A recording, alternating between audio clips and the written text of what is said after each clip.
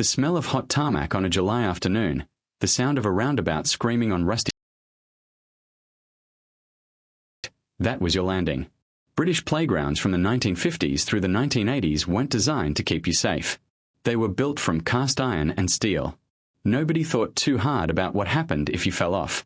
If you came home with scabby knees, tarmac rash, and absolutely no intention of telling your mum how it happened, you know exactly what's coming. Let's start where everyone starts, the slide.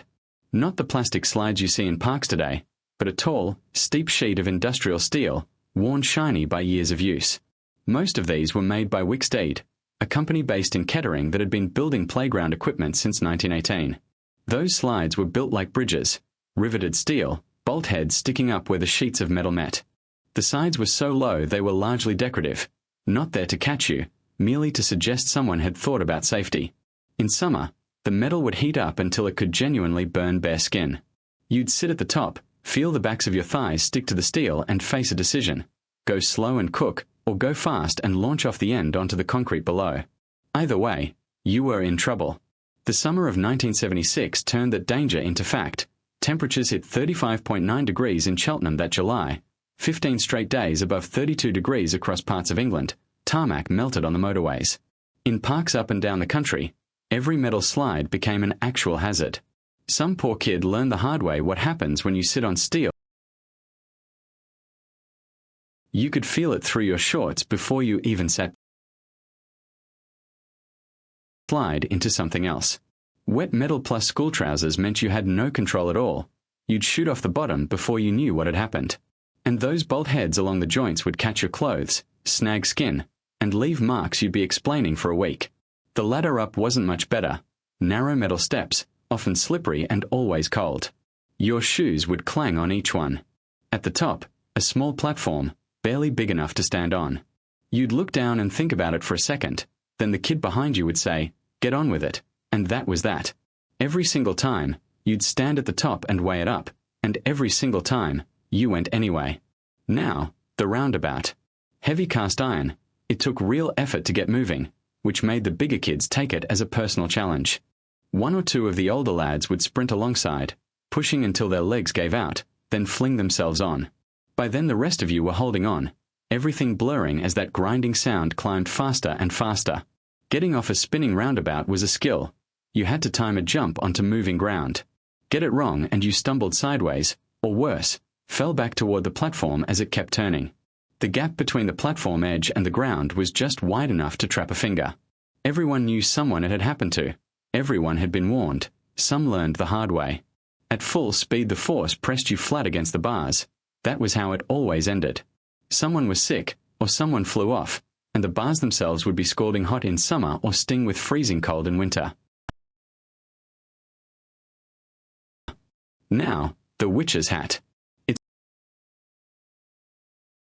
It's in the early 20th century, but no one called it that. To children across Britain it was the witch's hat, an upturned cone hanging from a tall pole by chains. You climbed on with 3 or 4 other kids and it did not behave like ordinary equipment. It lurched, tilted, and spun, responding to wherever the combined weight of everybody sent it. There was nothing predictable about it. Kids on the low side were inches from the ground. Kids on the high side dangled in open air, gripping chains that pinched skin, caught hair, and clanked against the pole. If you listen closely, you can still hear that clank in memory. If one person let go at the wrong moment, the weight shift would hurl everyone toward the central pole. You slammed into metal, or you grabbed the nearest chain and hoped for the best. The bruises were impressive, purple and yellow by the end of the week. The last witch's hat in Britain was taken down from Wicksteed Park in the mid-1980s. Gone. By the time the decade was over, they'd vanished from every council park in the country. Those images hang on just before most people's memories fade, which is probably why they stuck. If you rode one, you were part of the last generation who ever will be. Then there was the seesaw, a thick wooden plank balanced on a metal bar in the middle, and everything came down to whether the person on the other end could be trusted. The slam down, everyone watching this knows exactly what that felt like. The other kid jumps off without seat, slams your tailbone into your spine. You sit there for a second, deciding whether to cry or pretend you're fine. You pretend you're fine. Always. Some kids did it on purpose, bouncing their end hard so you were jolted upward. The handles were just metal bars, no grip, nothing soft. The plank splintered over time, especially in older parks where nobody had touched them in years. That seesaw taught you something about trust, mostly that you couldn't rely on the other person, and yet you got back on the next day with the same kid who dropped you, because what else was there to do? Stand and watch? If the seesaw tested your trust, the climbing frame tested your nerve. Steel bars bolted together into a cage, sometimes square, sometimes a dome. No nets, no platforms with rails. Below it, concrete, tarmac, or at best solid ground. These were tall. A child at the top of a 1960s or 70s climbing frame could easily be 12 to 15 feet off the ground, standing on a thin metal bar with nothing around them and nothing soft beneath. The bars were always cold, often wet, and sometimes rusting, so your grip was never quite what you needed. Hanging upside down by your knees from the top bar was something you had to do. The fear of your legs slipping was real. You did it anyway, because everyone did it. If you didn't, you'd never hear the end of it. Monkey bars ran across the top, and you went hand over hand with concrete straight below. You learned, by word of mouth, week before or taken the skin off someone's palm. And then there were the swings, proper tall A-frames from the 1960s and 70s, which meant serious height if you really went for it. Every kid went for it because the whole point was the jump off. You kept going higher and higher until the chains went slack at the top. That split second when the chain went loose and your stomach dropped. And then you launched. You were trying to land as far out as you could. Landing on concrete didn't seem to worry anyone.